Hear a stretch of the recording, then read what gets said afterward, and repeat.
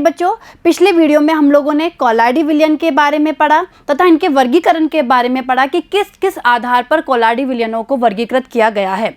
आज हम लोग पढ़ेंगे कोलाइडी विलयन बनाने की विधियों एवं शुद्धिकरण के बारे में। तो देखिए बच्चों, ध्यान दीजिएगा।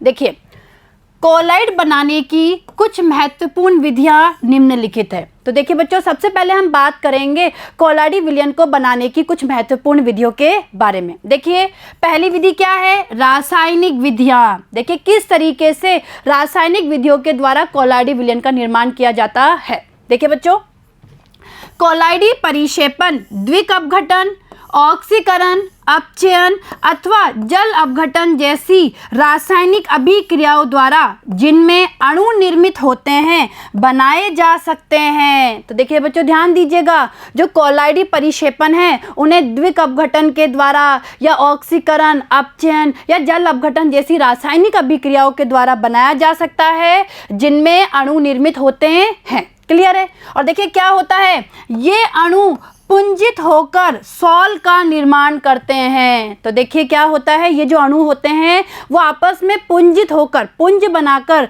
सॉल का क्या करते हैं? निर्माण करते हैं। क्लियर है? अब देखिए हम एक रासायनिक विधियों से इन्हें समझ लेते हैं। देखिए बच्चों, ध्यान दीजिएगा। देखिए, AS2O3 प्लस 3H2S, देखिए इन दोनों के बीच में जब अभिक्रिया करवाई जाती है तो द्विक अपघटन के द्वारा सॉल का निर्माण होता है। किसके द्वारा? द्विक अपघटन के द्वारा। और देखिए कौन सा सॉल बनता है? AS2S3, ये सॉल बनता है प्लस 3H2O। क्लियर है? आगे देखिए, SO2 प्लस 2H2S, इनके बीच में जब अभिक्रिया करवाई जाती है तो देखिए ऑक्सीकरण के द्वारा 3S, देखिए सल्फर का सॉल्ट बनता है प्लस 2H2O। क्लियर है? आया समझ में? आगे देखिए तीसरी अभिक्रिया क्या है? 2AuCl3 plus 3HCHO plus 3H2O, और इनकी अभिक्रिया से देखिए अपचयन होगा और अपचयन के द्वारा 2Au सॉल यानी हमारे गोल्ड का सॉल बनता है। क्लियर है? और देखिए साथ में 3HCOOH प्लस 6HCl, इनका निर्माण होता है। अगली अभिक्रिया देखिए, FeCl3 प्लस 3H2O, इनके जल अपघटन के द्वारा देखिए बच्चों FeOH का होल ट्राइस, देखिए बच्चों ध्यान दीजिएगा, FeOH का होल ट्राइस ये सोल बनता है प्लस 3HCl बनते हैं। तो हमने क्या देखा इन अभिक्रियाओं में? देखिए इन अभिक्रियाओं में हमने देखा कि द्विक अपघटन के द्वारा, ऑक्सीकरण के द्वारा, अपचयन के द्वारा और जल अपघटन के द्वारा किसका निर्माण हो रहा है? सोल का निर्माण हो रहा है। तो ये अभिक्रियाएं हमें बताती है कि किस प्रकार से रासायनिक विधियों के द्वारा कोलाइडी विलयन का निर्माण होता है। क्लियर है? आया समझ में आप लोगों को? चलिए आगे बढ़ते हैं। दूसरा देखिए, दूसरा मेथड देखिए किस प्रकार कोलाइडी विलयन बनाए जा सकते हैं। देखिए बच्चों, विद्युतीय विघटन या ब्रैडिग आर्क विधि। देखिए क्या कहा जाता है विद्युतीय विघटन को? ब्रैडिग आर्क विधि। देखिए बच्चों, सबसे पहले इस डायग्राम से इसे समझने की कोशिश करना। ध्यान दीजिएगा। देखिए बच्चों, क्या किया जाता है इसमें? सबसे पहले इसमें एक पात्र लिया जाता है, ये पात्र लिया जाता है और इस पात्र में लेते हैं परिक्षेपण माध्यम को। जो इस पात्र के अंदर, देखिए ये जो पात्र है, इस पात्र के अंदर जो ये भरा हुआ है ये क्या है? परिक्षेपण माध्यम को लिया जाता है। इस परिक्षेपण माध्यम में ये धातु के बने हुए इलेक्ट्रोड लिए जाते हैं। देखिए ये जो रेड कलर के आपको दिख रहे हैं, ये और ये दोनों क्या है? ये धातु के बने हुए इलेक्ट्रोड है। कहने का मतलब है हमें जिस भी धातु का कोलाइडी विलयन प्राप्त करना है या जिस भी धातु का सॉल्ट बनाना है उसके बने हुए हमें यहाँ क्या लेने पड़ते हैं? इलेक्ट्रोड लेने पड़ते हैं। और देखिए इस ब्रैडिग आर्क विधि के द्वारा हम लोग हमारी धातुओं के सॉल्ट का निर्माण करते हैं। जैसे सोना है, चांदी है, प्लेटिनम है, यानी इनके बने हुए जो कोलाइडी विलयन है जिन्हें हम सॉल्ट कहते हैं उनका निर्माण किया जाता है। तो देखिए बच्चों, वापस देखिए, सबसे पहले इस पात्र में क्या लेंगे हम लोग? परिक्षेपण माध्यम। ये परिक्षेपण माध्यम लिया गया है। परिक्षेपण माध्यम में ये दो धातु के बने हुए इलेक्ट्रोड है। क्लियर है? ये धातु के बने हुए इलेक्ट्रोड है, एक एनोड है और दूसरा क्या है? कैथोड है। यानी एक धनावेशित इलेक्ट्रोड है, एक ऋणावेशित इलेक्ट्रोड की तरह काम कर रहा है। ठीक है?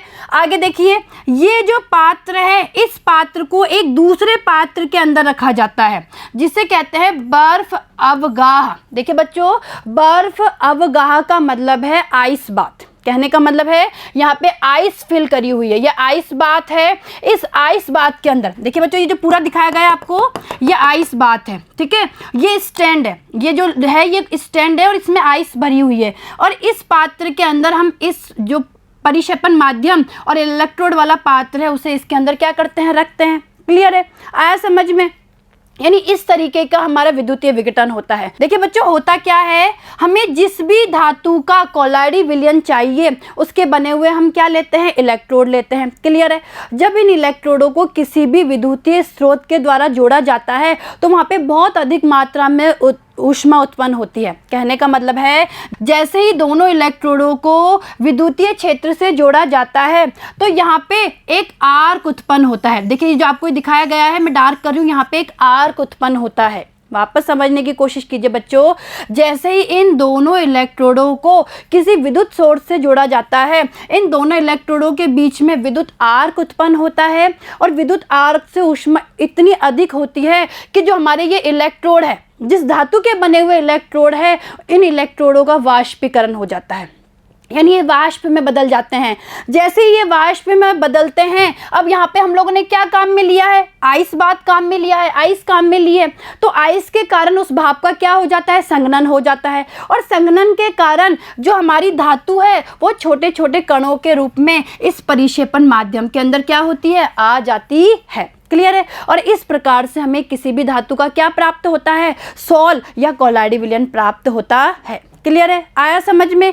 इस विधि को कहा जाता है ब्रैडिग आर्क विधि। देखिए बच्चों, ये विधि आपको समझ में आनी बहुत जरूरी है, क्योंकि यहाँ से प्रश्न बनता है, एग्जाम में पूछा जाता है ब्रैडिग आर्क विधि को चित्र सहित समझाइए, तो वहाँ पे आपको ये डायग्राम, ये चित्र बना के आना पड़ेगा। क्लियर है, आ गया ये समझ में? चलिए हम इसकी क्रिया विधि को पढ़ लेते हैं। देखिए आगे, इस प्रक्रम में परिक्षेपण एवं संघनन दोनों ही सम्मिलित है। तो देखिए बच्चों, हमने क्या देखा कि इस प्रक्रम में परिक्षेपण भी हो रहा है और संघनन भी हो रहा है। क्लियर है, आगे देखिए, गोल्ड, सिल्वर, प्लेटिनम आदि धातुओं के कोलाइडिसोल इस विधि द्वारा बनाए जा सकते हैं।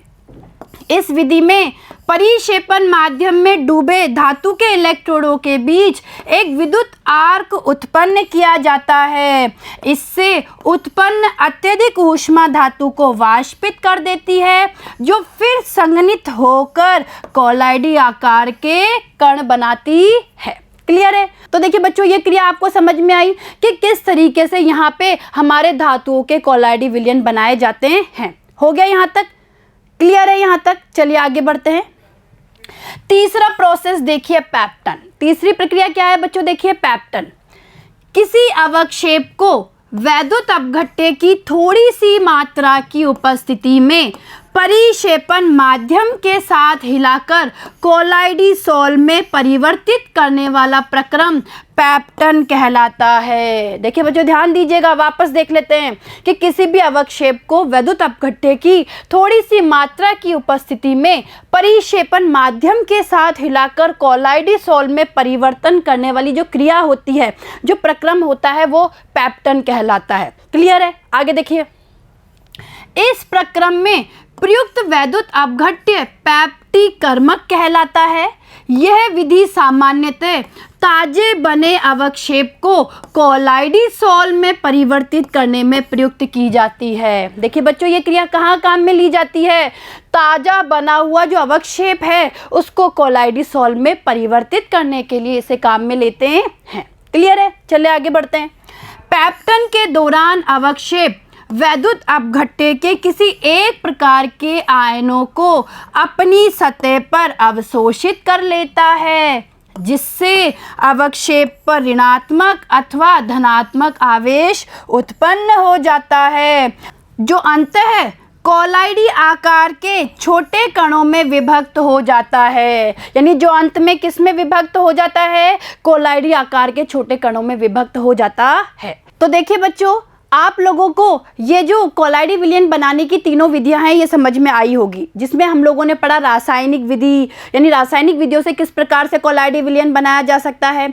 दूसरा हम लोगों ने पढ़ा विद्युतीय अपघटन, जिसमें हमने ब्रैडिग आर्क विधि के बारे में पढ़ा। और तीसरी हम लोगों ने पढ़ा पेप्टन के बारे में। यानी इन तीनों महत्वपूर्ण विधियों के द्वारा हमें ये समझ में आ गया कि किस तरीके से कोलाइडी विलयन का निर्माण किया जा सकता है। अब हम पढ़ेंगे कि कोलाइडी विलयनों का शुद्धिकरण किस प्रकार किया जाता है। देखिए बच्चों, ये कहा जाता है कि जब कोलाइडी विलयनों का निर्माण किया जाता है तो उस दौरान कोलाइडी विलयनों में कुछ अशुद्धियां रह जाती है। उन अशुद्धियों को दूर करना ही कोलाइडी विलयनों का क्या कहलाता है? शुद्धिकरण कहलाता है।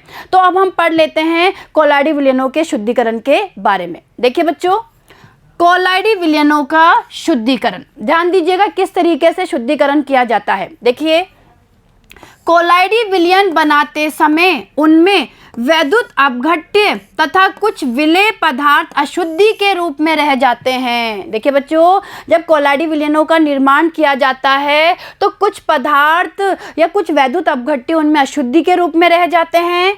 इन अशुद्धियों को कम करने के लिए प्रयुक्त प्रक्रम को कोलाइडी विलयनों का शुद्धिकरण कहते हैं।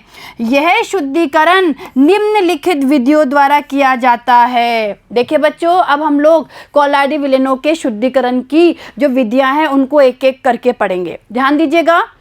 देखिए बच्चों, पहली विधि अपोहन। देखिए बच्चों, अपोहन को डायलिसिस भी कहा जाता है। देखिए, पढ़ लेते हैं इसके बारे में।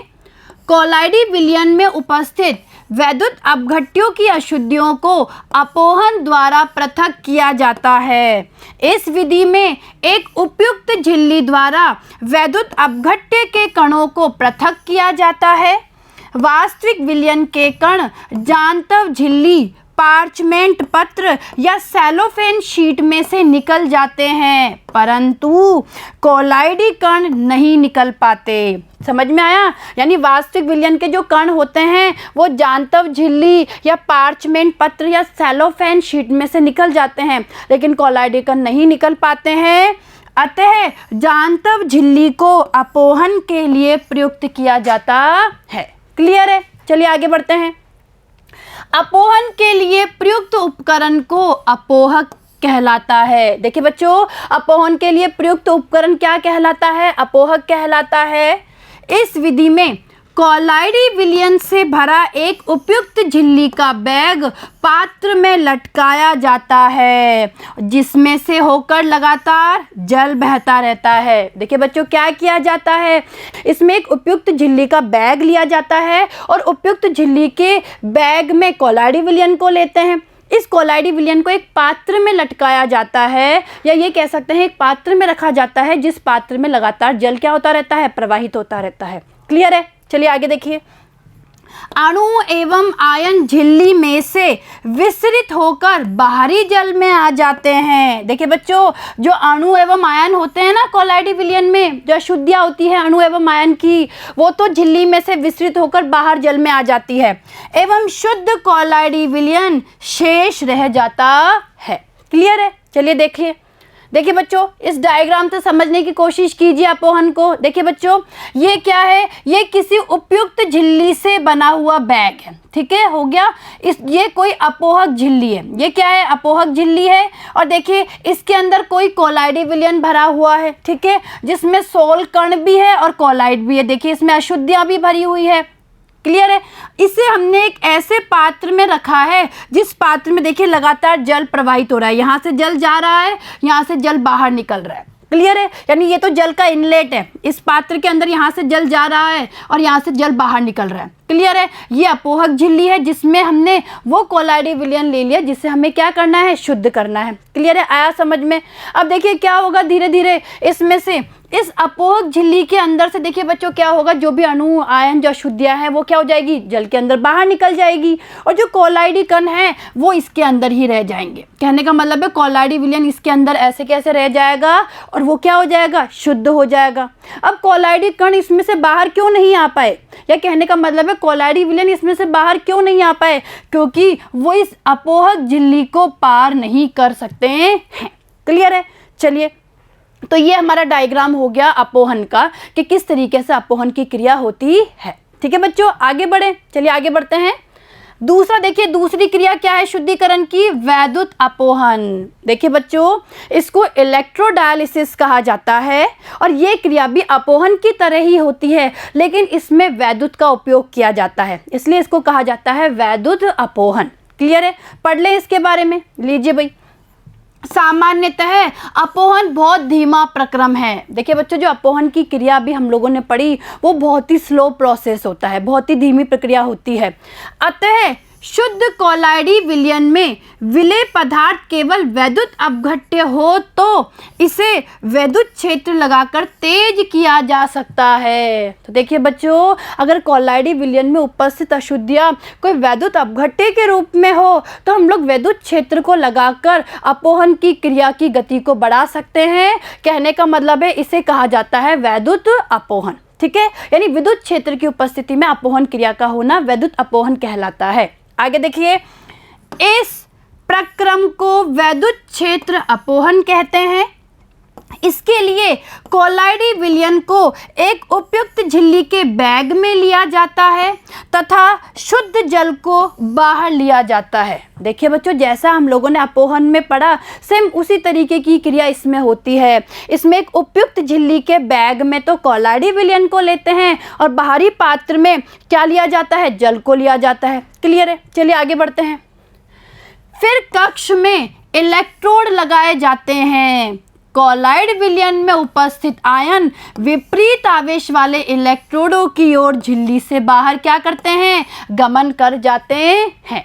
क्लियर है? आया समझ में? और हमारा कोलाइडी विलयन शुद्ध हो जाता है। देखिए डायग्राम से समझने की कोशिश कीजिए। देखिए बच्चों, ये वही उपयुक्त झिल्ली से बना हुआ कोई बैग है ये। क्लियर है? ये देखिए, ये अपोहक झिल्ली है। क्या है ये जो है ये अपोहक झिल्ली है। इसके अंदर हमने कोई कोलाइडल विलयन ले लिया जिसे हमें शुद्ध करना है। हो गई बात।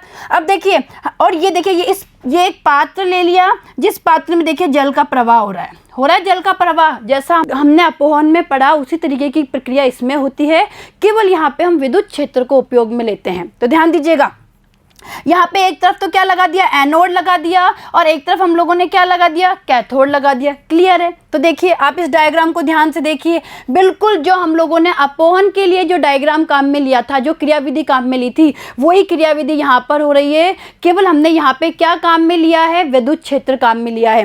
विद्युत क्षेत्र के लिए इधर की तरफ तो हमने लगा दिया एनोड, और इधर की तरफ हमने क्या लगा दिया? कैथोड लगा दिया। क्लियर है? अब जैसे ही विद्युत क्षेत्र लगाया जाता है तो कोलाइडर कण में उपस्थित जो आयन है वो विपरीत आवेशित इलेक्ट्रोडों की ओर जाते हैं। कहने का मतलब है जो धनायन होंगे वो कैथोड की ओर जाएंगे और जो ऋणायन होंगे वो एनोड की ओर जाएंगे। क्लियर है? और इस तरीके से क्या होगा? हमारा जो कोलाइड विलयन है वो क्या हो जाएगा? उसका शुद्धिकरण हो जाएगा। क्लियर है? आई बात समझ में यहाँ तक की? चलिए आगे बढ़ते हैं। आगे देखिए, आगे तीसरा देखिए शुद्धिकरण, तीसरा प्रकार है अति सूक्ष्म निस्यंदन। देखिए, इसे अल्ट्रा फिल्ट्रेशन भी कहा जाता है। देखिए बच्चों, ध्यान दीजिएगा, अति सूक्ष्म निस्यंदन को और क्या कहा जाता है? Ultra filtration. देखिए, अति सूक्ष्म निस्यंदन में विशेष निस्यंदक, देखिए बच्चों, निस्यंदक को इंग्लिश में फिल्टर भी कह सकते हैं। हम लोग यहाँ पे फिल्टर शब्द भी काम में ले सकते हैं। तो देखिए, अति सूक्ष्म निस्यंदन में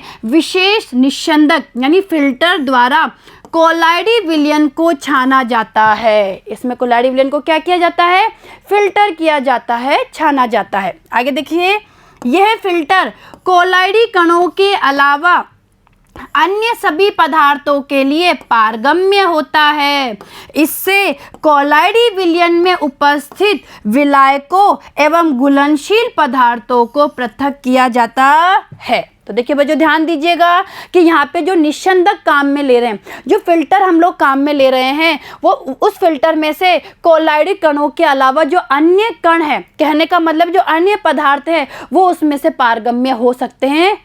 क्लियर है? आगे बढ़े। चलिए भाई, कोलाइडी कण सामान्य निस्यंदक पत्र में से गुजर जाते हैं क्योंकि इनके रंध्र बड़े होते हैं। अतः कोलाइडी कणों को निकलने से रोकने के लिए निस्यंदक को कोलोडियन में संसेचित या लेपित कर इसके रंध्रों का आकार छोटा किया जाता है। देखिए बच्चों, निस्यंदक के लिए हमने क्या पढ़ा, एक विशेष प्रकार के फिल्टर का उपयोग किया जाता है। वापस ध्यान दीजिए बच्चों, हमने क्या पढ़ा कि एक निस्यंदन के लिए, जो हम अति सूक्ष्म निस्यंदन की बात कर रहे हैं, इसके लिए एक विशेष प्रकार के निस्यंदक यानी विशेष प्रकार के फिल्टर का उपयोग किया जाता है। क्योंकि जो सामान्य फिल्टर पत्र होता है, या ये कह सकते हैं जो सामान्य निस्यंदन पत्र होता है, इसमें से कोलाइडी कण आसानी से गुजर सकते हैं, क्योंकि उन फिल्टर पेपर के जो रंध्र है वो क्या होते हैं, बड़े होते हैं। कहने का मतलब है कि उन निस्यंदक पत्रों के जो रंध्र होते हैं, जो छिद्र होते हैं, वो बड़े होते हैं, जिस कारण से कोलाइडी कण उनमें से आसानी से गुजर जाते हैं। अतः कोलाइडी कणों को निकलने से रोकने के लिए उन फिल्टर को कोलोडियन में संसेचित या लेपित किया जाता है, यानी उन पे जो कोलोडियन है उसका लेप किया जाता है, जिससे इनके रंध्रों का आकार क्या हो जाता है, छोटा हो जाता है। क्लियर है? आगे देखिए, सामान्यतः कोलोडियन, देखिए बच्चों कोलोडियन क्या होता है, सामान्यतः कोलोडियन अल्कोहल एवं ईथर के मिश्रण में नाइट्रोसेल्युलोज का 4% विलयन होता है। तो ये कोलोडियन क्या होता है, देखिए अल्कोहल एवं ईथर के मिश्रण में नाइट्रोसेल्युलोज का 4% विलयन होता है। क्लियर है? आगे बढ़े, चलिए। एक फिल्टर पत्र को नाइट्रोसेल्युलोज कोलोडियन विलयन में भिगोकर, देखिए बच्चों, किसी भी फिल्टर पत्र को नाइट्रोसेल्युलोज कोलोडियन विलयन में भिगोकर और फॉर्मेल्डिहाइड में कठोर बनाकर तथा अंत में उसे सुखाकर अति सूक्ष्म फिल्टर पत्र बनाया जाता है। यानी जो अति सूक्ष्म फिल्टर पत्र है या जो अति सूक्ष्म निस्यंदक है, उसको कैसे बनाया जाता है, सबसे पहले एक सामान्य फिल्टर पत्र को नाइट्रोसेल्युलोज वाले कोलोडियन विलयन में भिगोया जाता है। अभी हमने पढ़ा ना कोलोडियन विलयन के बारे में, उसमें भिगोया जाता है। उसके बाद उसे फॉर्मेल्डिहाइड के द्वारा कठोर बनाया जाता है, फॉर्मेल्डिहाइड में डुबोकर, और अंत में उसे सुखा लिया जाता है, यानी उसे सुखा लिया जाता है। और अब जो फिल्टर पेपर तैयार हो गया उसे अति सूक्ष्म फिल्टर पत्र कहते हैं। क्लियर है? चलिए आगे। इस प्रकार के अति सूक्ष्म निस्यंदक पत्र का प्रयोग कर कोलाइडी कणों को अन्य पदार्थों से पृथक किया जा सकता है। क्लियर है? कहने का मतलब है कि अब क्या कर सकते हैं, इस प्रकार के अति सूक्ष्म निस्यंदक पत्र का उपयोग करके कोलाइडी कणों को अन्य पदार्थों से हम क्या कर लेते हैं, पृथक कर लेते हैं। क्लियर है? आगे बढ़े, चलिए आगे देखिए। अति सूक्ष्म निस्यंदन एक धीमा प्रक्रम है। देखिए बच्चों, ये बहुत स्लो प्रोसेस होता है। तो देखिए, प्रक्रम की गति बढ़ाने के लिए दाब या चूषण का प्रयोग किया जाता है। तो बच्चों क्या किया जाता है, इस प्रक्रम की गति को बढ़ाने के लिए या तो दाब को काम में लिया जाता है या चूषण का प्रयोग किया जाता है। क्लियर है? चले आगे, लीजिए भाई। फिल्टर पत्र पर शेष बचे कोलाइडी कणों को ताजे परिक्षेपण माध्यम के साथ हिलाने से शुद्ध कोलाइडी विलयन प्राप्त हो जाता है। अब क्या होगा, जैसे ही हमने फिल्टर कर लिया, फिल्टर करने के बाद फिल्टर पेपर के ऊपर जो कोलाइडी कण रह जाते हैं, उन कोलाइडी कणों को ताजे परिक्षेपण माध्यम के साथ हिलाकर हम लोग शुद्ध कोलाइडी विलयन को क्या कर सकते हैं, प्राप्त कर सकते हैं। क्लियर है? आया समझ में? तो देखिए बच्चों, हम लोगों ने शुद्धिकरण की विधियां भी पढ़ ली कि किस तरीके से हमारे कोलाइडी विलयन का शुद्धिकरण किया जाता है। इसमें हमने पढ़ा अपोहन के बारे में, दूसरा हम लोगों ने पढ़ा वैद्युत अपोहन के बारे में, और तीसरा हम लोगों ने पढ़ा अति सूक्ष्म निस्यंदन के बारे में। क्लियर है? और ये तीनों विधियां आपको समझ में आई होगी कि किस प्रकार से कोलाइडी विलयन को इन तीनों प्रकार से हम लोग शुद्ध कर सकते हैं। क्लियर है? तो देखिए बच्चों, आज हम लोगों ने कोलाइडी विलयन बनाने की विधियों के बारे में और उनके शुद्धिकरण के बारे में पढ़ा, और अब इससे आगे आने वाले वीडियो में हम लोग कोलाइडी विलयनों के गुणों के बारे में चर्चा करेंगे। क्लियर है? ठीक है बच्चों, धन्यवाद।